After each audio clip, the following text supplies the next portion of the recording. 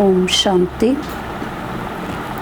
आज प्यारे बाबा के 18 अगस्त के महावाक्य हैं। आज विशेष रूप से बाबा सतो प्रधान बनने के लिए बाबा की याद अति आवश्यक है, उसकी ओर ध्यान खिंचवा रहे हैं। याद करने का बाबा नया तरीका सिखा रहे हैं। जैसे बाबा ने कहा भक्ति मार्ग में याद करने के लिए कोई कृष्ण का चित्र रखता है, कोई ओम का रखता है, कोई राम का रखता है, तो सिर्फ किस लिए रखते ताकि याद आसान रहे। ऐसे ही बाबा ने कहा कि तुम्हारी तकदीर भी ऊंची कब बनेगी, जबकि बाबा को याद करोगे। तकदीर भी सतो प्रधान तकदीर बन जाए। तकदीरवान बनना अर्थात भाग्यशाली बनना। तो बाबा यहाँ पर सिर्फ भाग्यशाली हम बच्चों को नहीं बनाते हैं, लेकिन कहते हैं तुम मेरे पद्मा पदम सौभाग्यशाली बच्चे हो।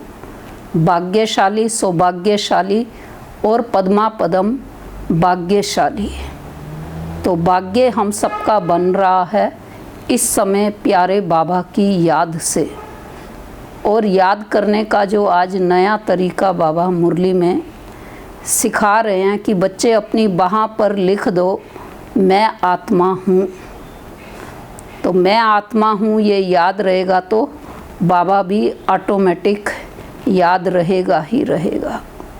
तो जितनी हमारी याद की यात्रा बढ़ती जाएगी उतनी सतो प्रधानता बढ़ती जाएगी। बाबा ने कहा भक्ति मार्ग में भी सभी भगवान को याद करते हैं, लेकिन उनको परिचय नहीं है, वो तो उनको सर्वव्यापी कह देते हैं। तो सर्वव्यापी के ज्ञान से ही वास्तव में बाबा भारत देश के लिए कह रहे कि भारत में कंगाली आई या कंगाल बना, तो कारण क्या रहा?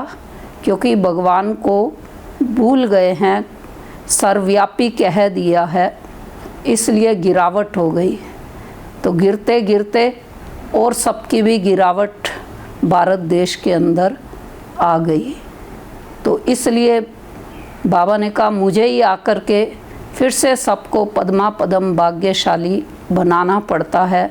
भारत देश को फिर से जो है सिरताज बनाता हूँ, डबल सिरताज वाला बनाता हूँ।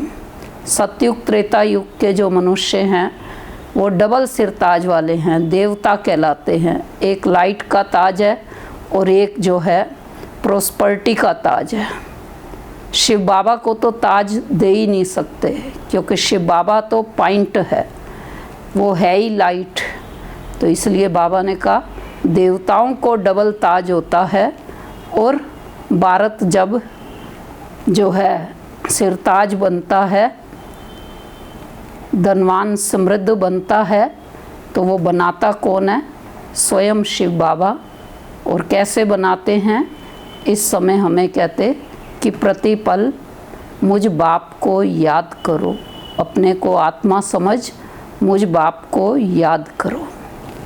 तो आज की मुरली का सार ही है, मीठे बच्चे अपनी सतो प्रधान तकदीर बनाने के लिए याद में रहने का खूब पुरुषार्थ करो। सदा याद रहे मैं आत्मा हूँ। बाप से पूरा वर्षा लेना है। प्रश्न है बच्चों को याद का चार्ट रखना मुश्किल क्यों लगता है? उत्तर है क्योंकि कई बच्चे याद को यथार्थ समझते ही नहीं हैं।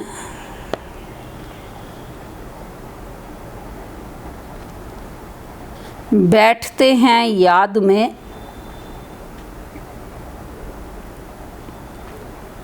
और बुद्धि बाहर भटकती है।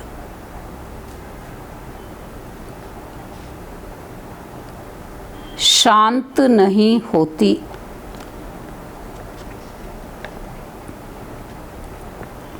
वह फिर वायुमंडल को खराब करते हैं।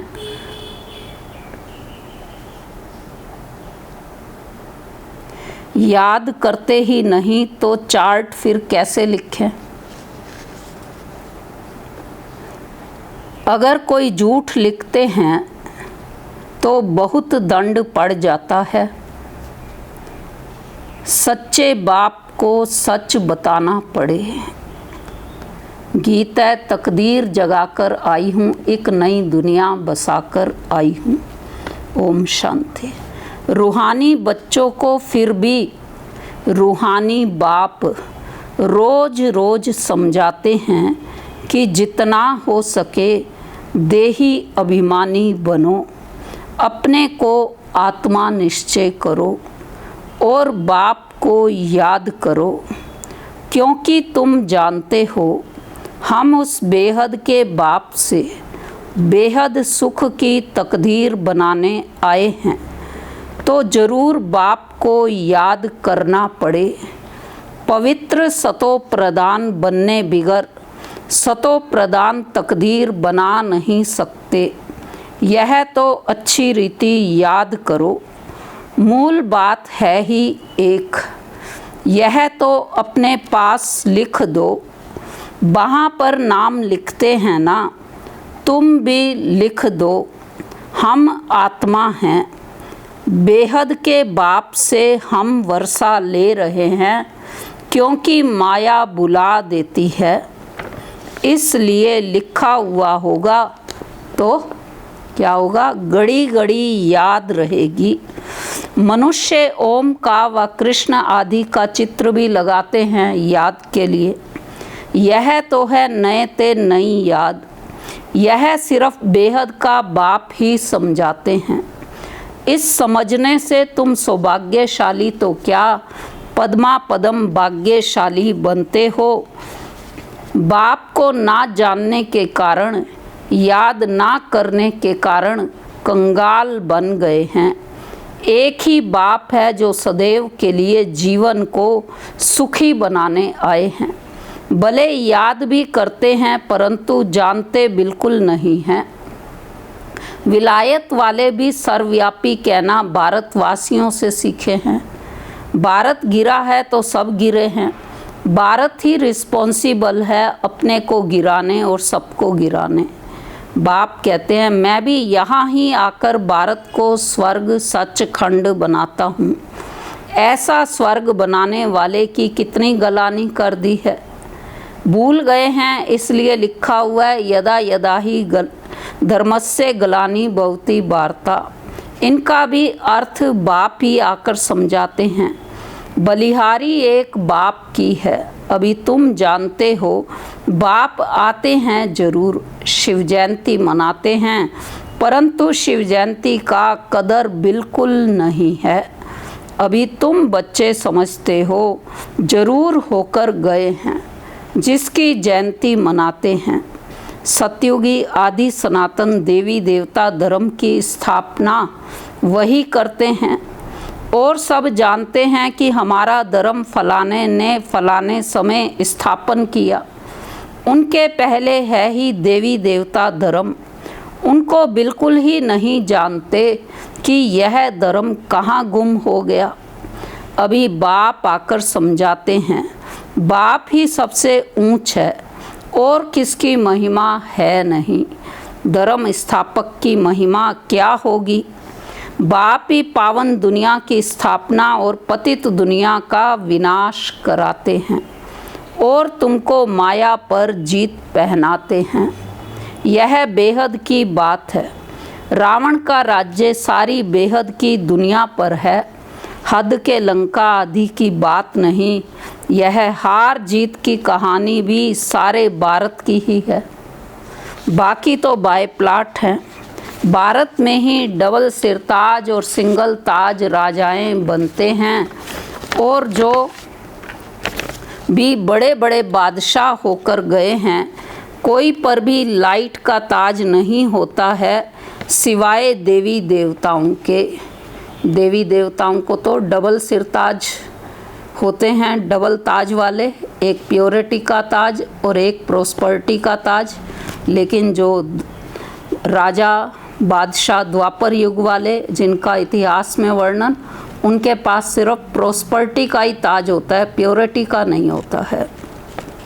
तो इसलिए बाबा समझा रहे हैं कि देवताएं तो फिर भी स्वर्ग के मालिक थे ना। अब शिव बाबा को कहा ही जाता है परम पिता पतित पावन। इनको लाइट कहाँ देंगे? लाइट तब दें जब बिगर लाइट वाला पतित भी हो।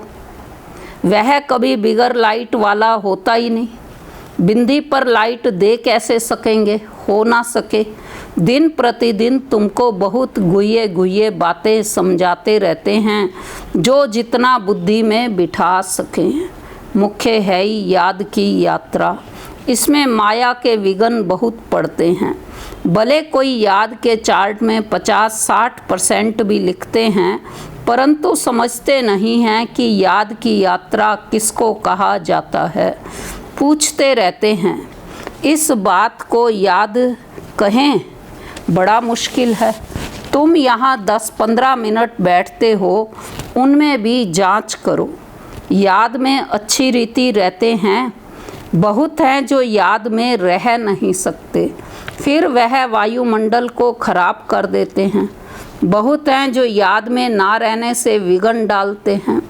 सारा दिन बुद्धि बाहर भटकती रहती है, सो यहाँ थोड़ी ही शांति होगी। इसलिए याद का चार्ट भी रखते नहीं। झूठा लिखने से तो और ही दंड पड़े। बहुत बच्चे भूले करते हैं, छिपाते हैं, सच बताते नहीं।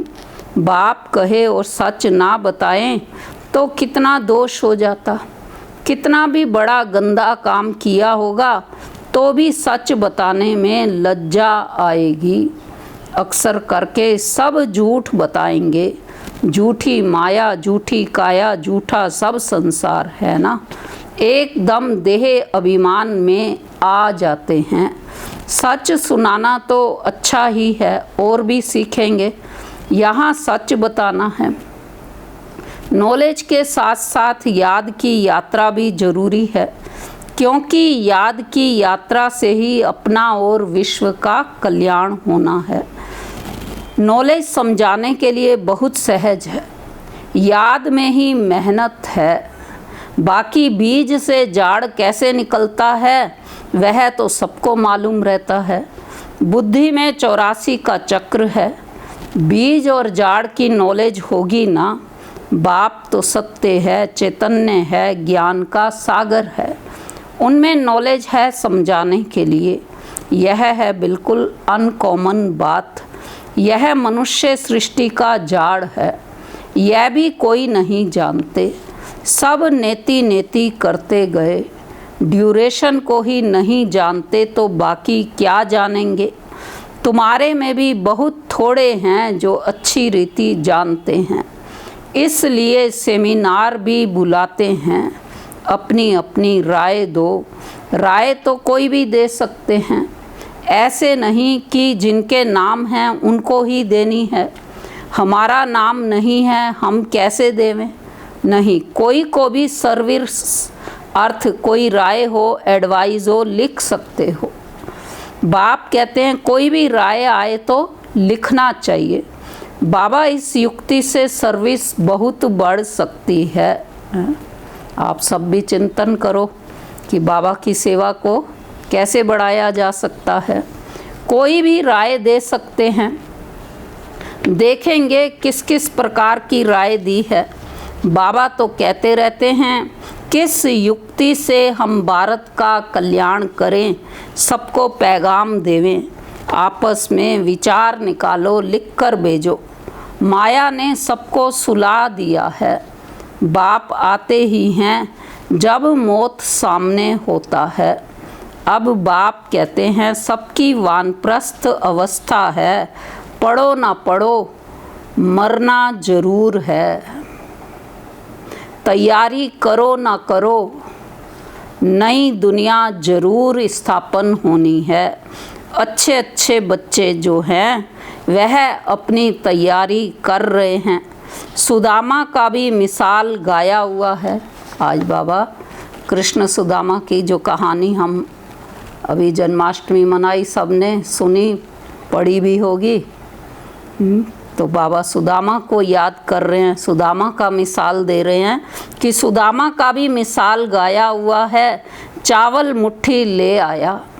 बाबा हमको भी महल मिलने चाहिए, हैं ही उनके पास चावल मुट्ठी तो क्या करेंगे। तो बाबा ने मम्मा का मिसाल बताया है, चावल मुट्ठी भी नहीं ले आई, फिर भी कितना ऊंच पद पा लिया। तो इसमें पैसे की बात नहीं है, याद में रहना है और आप समान बनाना है। बाबा की तो कोई फीस आदि है नहीं। समझते हैं हमारे पास पैसे पड़े हैं तो क्यों ना यज्ञ में स्वाहा कर दें, विनाश तो होना ही है, सब व्यर्थ हो जाएगा, इससे कुछ तो सफल करें। कुछ भाई बहनों के मन में ये विचार चलते, तो इसलिए बाबा ने कहा कि हर एक मनुष्य कुछ ना कुछ दान पुण्य आदि जरूर करते हैं। वह है पाप आत्माओं का, पाप आत्माओं को दान पुण्य, फिर भी उसका अल्पकाल के लिए फल मिल जाता है। समझो कोई यूनिवर्सिटी कॉलेज आदि बनाते हैं, पैसे ज़्यादा हैं, धर्मशाला आदि बना देते हैं तो उनको मकान आदि अच्छा मिल जाएगा, परंतु फिर भी बीमारी आदि तो होगी ना। समझो किसने हॉस्पिटल आदि बनाई होगी तो करके तंदुरुस्ती अच्छी रहेगी, परंतु उनसे सब कामनाएं तो सिद्ध नहीं होती हैं। यहाँ तो बेहद के बाप द्वारा तुम्हारी सब कामनाएं पूरी हो जाती हैं। तुम बनते हो पावन तो सब पैसे विश्व को पावन बनाने में लगाना अच्छा है ना। मुक्ति जीवन मुक्ति देते हो सो भी आधा कल्प के लिए। सब कहते हैं हमको शांति कैसे मिले, वह तो शांति धाम में मिलती है। और सतयुग में एक धर्म होने कारण वहाँ अशांति होती नहीं, अशांति होती है रावण राज्य में। इसलिए गायन क्या है, राम राज्य का गायन भी है ना। राम राजा राम प्रजा, राम शाहूकार है। आगे आता बसे नगरी जिए दाता, धर्म का उपकार है। तो वह है अमरलोक। कौन सी जगह, सतयुग त्रेता युग के समय को अमरलोक कहा गया है। तो वहाँ अमरलोक में मरने का अक्षर होता ही नहीं। यहाँ तो बैठे बैठे अचानक मर जाते हैं, इसको मृत्युलोक, उसको अमरलोक कहा जाता है। वहाँ मरना होता नहीं। पुराना एक शरीर छोड़ फिर बालक बन जाते हैं। रोग होता नहीं, कितना फ़ायदा होता है। श्री श्री की मत पर तुम एवर हेल्दी बनते हो तो ऐसे रूहानी सेंटर्स कितने खुलने चाहिए। थोड़े भी आते हैं वह कम हैं क्या। इस समय कोई भी मनुष्य ड्रामा के ड्यूरेशन को नहीं जानते हैं। पूछेंगे तुमको फिर यह किसने सिखलाया है। अरे हमको बताने वाला बाप है। इतने ढेर ब्रह्मा कुमार कुमारियां हैं, तुम भी बीके हो, शिव बाबा के बच्चे हो, प्रजापिता ब्रह्मा के भी बच्चे हो। यह है ह्यूमैनिटी का ग्रेट ग्रेट ग्रैंड फादर। इनसे हम बीके निकले हैं। बिरादरियां होती हैं ना। तुम्हारे देवी देवताओं का कुल बहुत सुख देने वाला है। यहाँ तुम उत्तम बनते हो, फिर वहाँ राज्य करते हो। यह किसको बुद्धि में रह ना सके। यह भी बच्चों को समझाया है। देवताओं के पैर इस तमो प्रधान दुनिया में पड़ ना सके। जड़ चित्र का परछाया पड़ सकता है, चैतन्य का नहीं पड़ सकता। तो बाप समझाते हैं बच्चे, एक तो याद की यात्रा में रहो, कोई भी विक्रम ना करो और सर्विस की युक्तियाँ निकालो। बच्चे कहते हैं बाबा हम तो लक्ष्मी नारायण जैसा बनेंगे। बाबा कहते तुम्हारे मुख में गुलाब, लेकिन इसके लिए मेहनत भी करनी है। ऊंच से ऊंच पद पाना है तो आप समान बनाने की सेवा करो।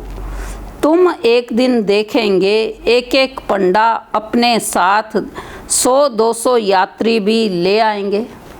जब साकार बाबा के ये महावाक्य चले उसके बाद तो फिर मधुबन में एक एक टीचर बहन कितने कितने भाई बहनों के ग्रुप बना करके ले जाते थे मधुबन। तो जो बाबा ने कहा वो प्रैक्टिकल हुआ भी। तो आगे चल देखते रहेंगे, पहले से थोड़े ही कुछ कह सकते हैं। जो होता रहेगा सो देखते रहेंगे। यह बेहद का ड्रामा है। तुम्हारा है सबसे मुख्य पार्ट बाप के साथ, जो तुम पुरानी दुनिया को नई बनाते हो। यह है पुरुषोत्तम संगम युग। अब तुम सुखधाम के मालिक बनते हो, वहाँ दुख का नाम निशान नहीं होगा। बाप है ही दुख हरता सुख करता, दुख से आकर लिबरेट करते हैं। भारतवासी फिर समझते हैं इतना धन है, बड़े बड़े महल हैं, बिजलियां हैं, बस यही स्वर्ग है। यह सब है माया का पांप। सुख के लिए साधन बहुत करते हैं, बड़े बड़े महल बनाते हैं, फिर मौत कैसे अचानक हो जाता है। वहाँ मरने का डर नहीं, यहाँ तो अचानक मर जाते हैं, फिर कितना शोक करते हैं। बाबा वहाँ की बात और आज की बात कंट्रास्ट में बता रहे। सतयुग त्रेता युग में तो समय पर ही सभी शरीर छोड़ते हैं, लेकिन यहाँ तो बैठे बैठे अचानक मौत भी हो जाता है, फिर कितना शोक करते हैं। फिर समाधि पर जाकर आंसू बहाते हैं। हर एक की अपनी अपनी रस्म रिवाज है, अनेक मत हैं। सतयुग में ऐसी बात होती नहीं, वहाँ तो एक शरीर छोड़ दूसरा ले लेते हैं। तो तुम कितना सुख में जाते हो, उसके लिए कितना पुरुषार्थ करना चाहिए। कदम कदम पर मत लेनी चाहिए। गुरु की व पति की मत लेते हैं, वा तो अपनी मत से चलना होता है। आसुरी मत क्या काम देगी, आसुरी तरफ ही ढकेलेगी। तो अब तुमको मिलती है ईश्वरीय मत, ऊंच ते ऊंच।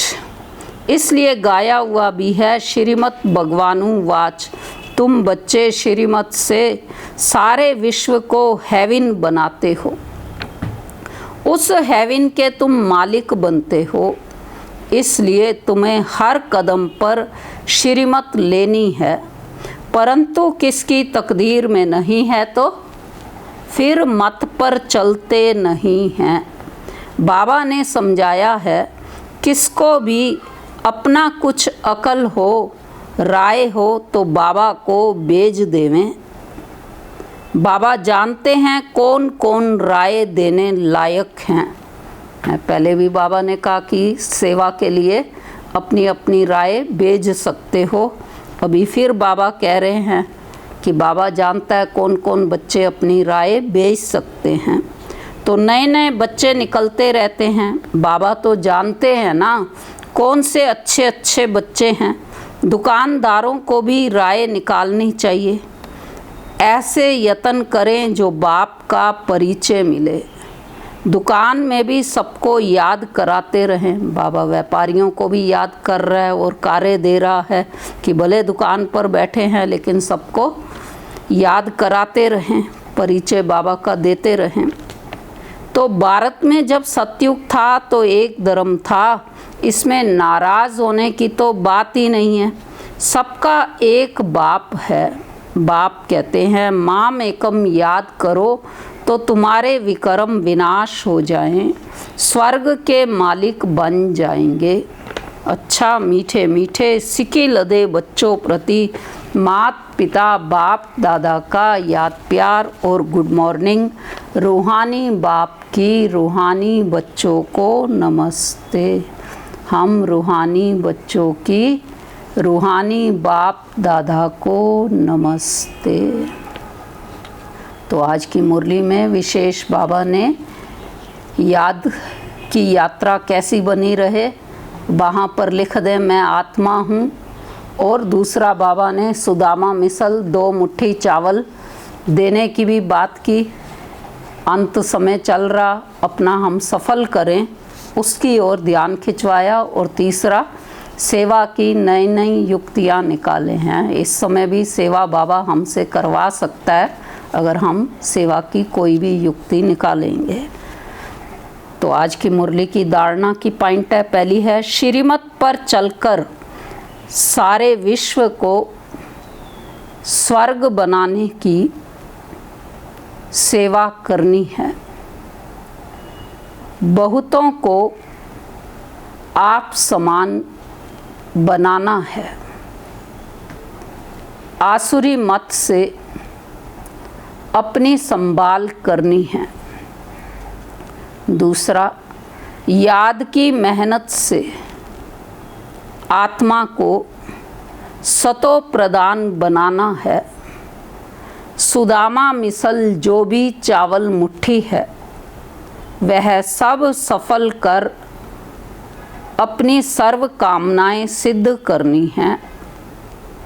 वरदान है, परीक्षाओं और समस्याओं में मुरझाने के बजाय मनोरंजन का अनुभव करने वाले सदा विजयी भव। स्लोगन है आज की मुरली का, मर्यादा के अंदर चलना माना मर्यादा पुरुषोत्तम बनना। वरदान का स्पष्टीकरण है, इस पुरुषार्थी जीवन में ड्रामा अनुसार समस्याएं व परिस्थितियां तो आनी ही हैं। जन्म लेते ही आगे बढ़ने का लक्ष्य रखना अर्थात परीक्षाओं और समस्याओं का आह्वान करना। जब रास्ता तय करना है तो रास्ते के नज़ारे ना हों यह हो कैसे सकता। लेकिन उन नज़ारों को पार करने के बजाय यदि करेक्शन करने लग जाते हो तो बाप की याद का कनेक्शन लूज़ हो जाता है और मनोरंजन के बजाय मन को मुरझा देते हो। इसलिए वहाँ नज़ारा, वहाँ के गीत गाते आगे बढ़ो अर्थात सदा विजयी भव के वरदानी बनो। अच्छा, ओम शांति।